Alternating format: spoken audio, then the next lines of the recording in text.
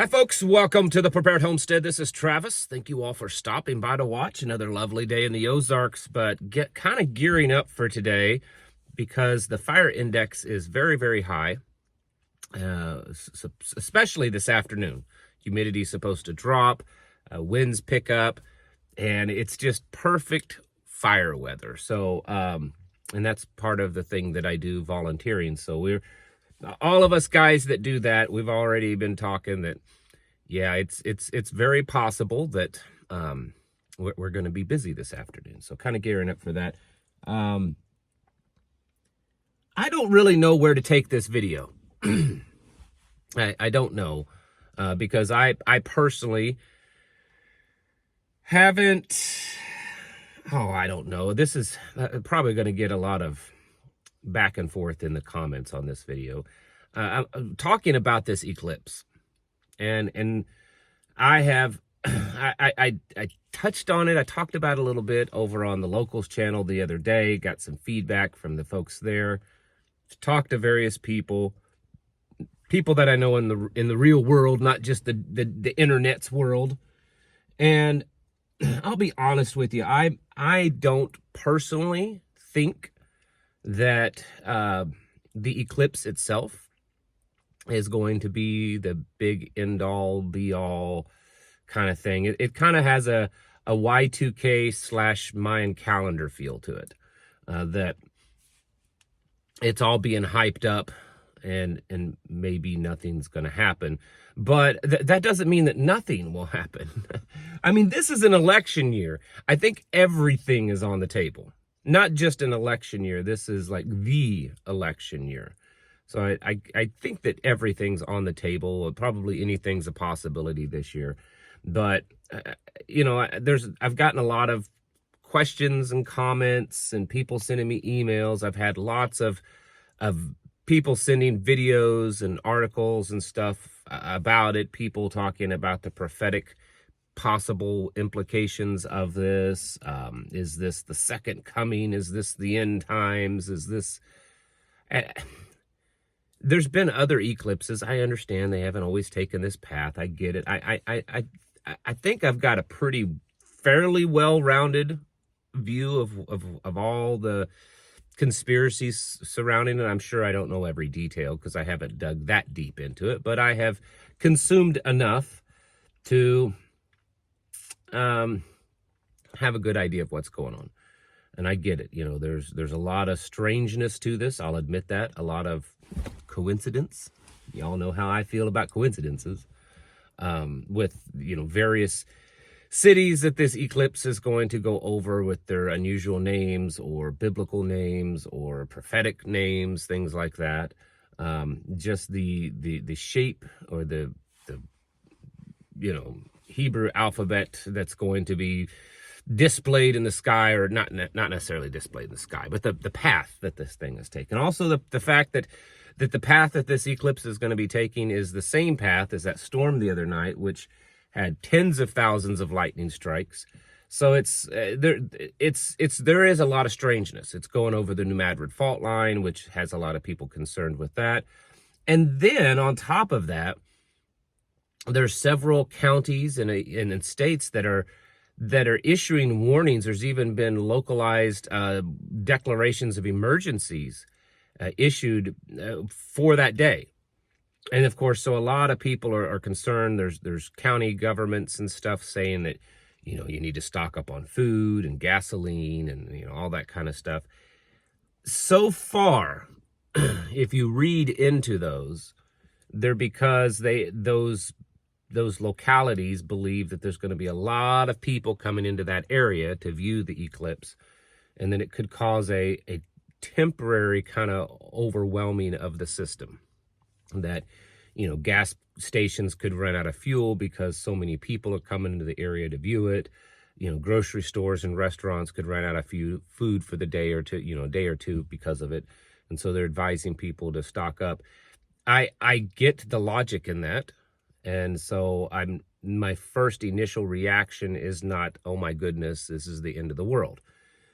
On the other hand, it is a little suspicious There's definitely some strangeness going on to it. And my personal opinion, and this is just opinion, I may be completely off. I may be absolutely wrong on this.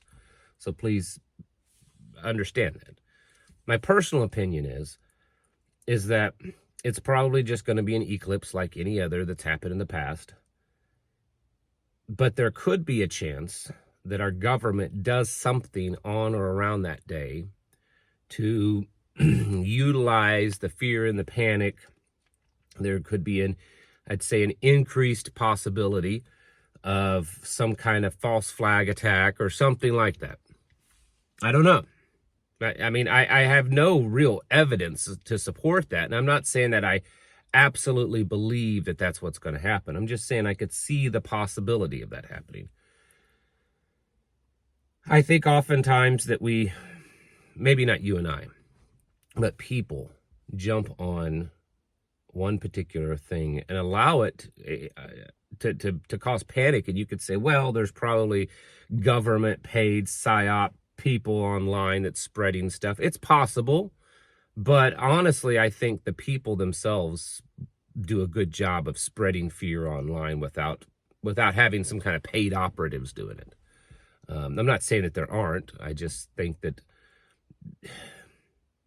people are so uninformed and uneducated. They don't understand how things work. They don't understand the history. They don't understand what's happened in the past. They see a meme or a little short video and they latch on to it, and fear kind of spreads. Now that does not mean that nothing's going to happen this day. I think that on, what is it, April 8th? Is that what it is? I think you should do it just like any of the other days that we've talked about in the past that have a chance of something happening, and that you should just keep your head on a swivel. I mean, my advice every day is to not be in big cities. Spend as little time as you can around large crowds of people. Stay close to home. I mean, to me, that's just the time that we're in. That's what we do. We've gotten into this habit that, we don't go out away from the farm too much. When we do, it's close by. It's one of the close small towns or something like that. But I'm speaking of like going into the bigger cities and stuff like that. We don't do it that much. And when we do, we plan accordingly for it. We do it, once in a great while, at most once every 4 weeks, usually once every 4 to 8 weeks. And we plan for that. And we know, if something were to happen, how we're going to get out, all this kind of stuff. Now, I know that some of you might be saying, man, you're taking things a little too far doing that. I don't think so, because we're just in that time period. We're in that time that things could happen at a moment's notice. And so we're always prepared in that way. Definitely more so than we would have been 5 or 6 years ago. 5 or 6 years ago, most people, including myself, would go someplace, go to the store, go do something, and not think too much of it unless there was a overt, obvious threat. There was some kind of declared threat that could happen. So then you kind of take notice and be prepared. But for the most part, you would go about your business and your daily life and not really think much of it. For me, for my family, for the people around me, we're not in that stage anymore. We're in the stage of constant preparedness. If we go into town, we're ready. We're head on a swivel. Our situational awareness is at a heightened level, right? And so for me personally, I don't know what to tell someone necessarily to do in times like this, because we're already doing it. But I guess for the rest of you is you should be in that kind of heightened situational awareness anyways. And then on that day before and after, yes, you should be a little bit more. That doesn't mean you're on edge. It doesn't mean that you're in this panic mode. Does it hurt to have your fuels topped off and food and water topped off? Yes, but you know what? You should be doing that right now anyways. You should be making sure every week, things like fuel in your vehicle, you shouldn't let it get below half a tank. That's become my rule. I've always tried to do that, but I will admit that I have sometimes failed. But here in the last, well, since the first of the year for certain, I don't let it get below half a tank. I will make a trip. If I'm sitting at the house or I get home and I realize, oh, I'm at half a tank, I'll turn around and I'll go right back out and I'll fill up, because I know that I need to keep that kind of fuel on hand. Other things, you should be topped off on stuff. You should be every week making sure, things are topped off, things are ready, batteries are charged, especially with things that you use often. If you have flashlights that you're using regularly, making sure that they're charged and ready to go. This kind of stuff you need to be doing anyways. And so from my personal perspective, what we should do for something like this isn't really much any different. But I know that a lot of you aren't doing that. So yes, it doesn't hurt to make sure fuel is topped off and you have some food and water ready to go, just in case. What happens if an earthquake happens? Well, a lot's going to depend on where you're at. If it's the New Madrid, if you are east of the New Madrid, I would say at least between the New Madrid fault line into Nashville, Paducah, that distance from it, at least a 3-4 hour drive from the New Madrid, it's going to probably be pretty rough for you. West of it most likely isn't going to be nearly as intense because of the geology. But even if you're not anywhere near the New Madrid, it's going to disrupt things. It's going to disrupt shipping and the supply chain, because so much crosses the Mississippi River, and it could disrupt that for days or weeks. It could disrupt power sources, power lines and conduits running across the river there. There's a lot of things that it could do. It could be even bigger than that. It could be absolutely disastrous. It could cause the Yellowstone to go off. There's all kinds of possibilities. I get it. But we can survive through these. And that's why we've been preparing. You have been preparing for months, weeks, years, however long it's been, so that if stuff like this happens. So I wouldn't be in such a panic if I were you. I don't believe that this is the second coming, because the Bible says no man knows the day or the hour. And we know the day and the hour that this eclipse is happening. So I've heard people say that this could be some kind of rapture. I'm not arrogantly, but very confidently saying that that's not the case. But could other things happen? Could it be used, because everyone's already in a panic mode? Would it be beneficial for a government or terrorist type group to utilize that moment to spread even more fear? Yeah, it would be beneficial possibly for their cause. So should we be ready for that? Absolutely, 100%. But really probably not any more so than you should be right now. We should just be in a state of readiness.